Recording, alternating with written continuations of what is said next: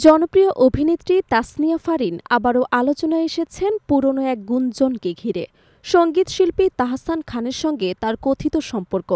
বছর দুয়েক আগে হঠাৎ করেই ওঠা এই গুঞ্জন ছিল বিনোদন জগতের সবচেয়ে আলোচিত বিষয়গুলোর একটি। অনেকে দাবি করেছিলেন তাহসান এবং ফারিন শুধু প্রেমেই জড়াননি, তারা নাকি বিয়েও করেছেন। তবে শুরু থেকেই বিষয়টি অস্বীকার করে এসেছেন অভিনেত্রী। মূলত একটি নাটকে একসঙ্গে কাজ করার সূত্র ধরেই তাদের নিয়ে সেই সময় নানা জল্পনা ছড়ায়। এক পর্যায়ে এই খবর রটতে থাকে সামাজিক যোগাযোগ মাধ্যমেও। যদিও পরবর্তীতে সময়ের সঙ্গে সঙ্গে গুঞ্জনের অবসান ঘটে এবং উভয় নিজ নিজ কাজে মনোযোগী হয়ে ওঠেন। কিন্তু সম্প্রতি ভারতীয় গণমাধ্যম আনন্দবাজার অনলাইনের সঙ্গে এক সাক্ষাৎকারে আবারও উঠে আসে সেই পুরনো প্রসঙ্গ। বর্তমানে ছোট পর্দা থেকে বড় পর্দায় অভিষেক ঘটিয়ে দুই বাংলার দর্শকদের কাছে সমান জনপ্রিয় হয়ে উঠেছেন তাসনিয়া ফারিন। অভিনয় দক্ষতা এবং প্রাকৃতিক সৌন্দর্যে স্বল্প সময়ে তিনি জায়গা করে নিয়েছেন সিনেমাপ্রেমীদের হৃদয়ে।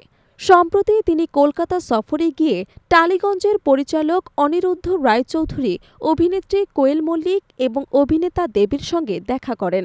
সেই সফরের অভিজ্ঞতা নিয়েও কথা বলেন তিনি সাক্ষাৎকারে নিজের ক্যারিয়ার, বিয়ে এবং ব্যক্তিগত জীবন নিয়ে খোলামেলা আলাপ করেন ফারিন। সংসার এবং অভিনয়ের সমন্বয় নিয়ে তিনি বলেন, অল্প বয়সে বিয়ে করেও তিনি আজ সাফল্য।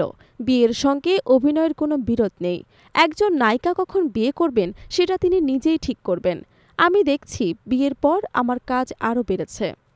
তাহসানের সঙ্গে গুঞ্জন প্রসঙ্গে অভিনেত্রী বলেন, বিষয়টি পুরোপুরি ভুলভাল ছিল। আমি তখন প্রেমের কথা প্রকাশ্যেই আনিনি, তাই অনেকেই না জেনে তাহসানের নাম জড়িয়ে দেয়। এরপরই আমি আমার প্রেমিককে প্রকাশ্যে আনি এবং সবার ভুল ভেঙে দেই।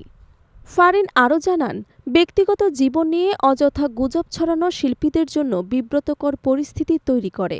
তিনি মনে করেন দর্শকরা যেন একজন শিল্পীর কাজ নিয়েই কথা বলেন, ব্যক্তিগত জীবন নিয়ে নয়। উল্লেখ্য, ২০২৩ সালের ১১ই আগস্ট দীর্ঘ ৮.৫ বছরের সম্পর্কের পর শেখ রেজওয়ানকে বিয়ে করেন তাসনিয়া ফারিন। বর্তমানে সুখী দাম্পত্য জীবন এবং অভিনয়ের ব্যস্ত সময় নিয়ে তিনি এগিয়ে যাচ্ছেন নতুন সাফল্যের পথে।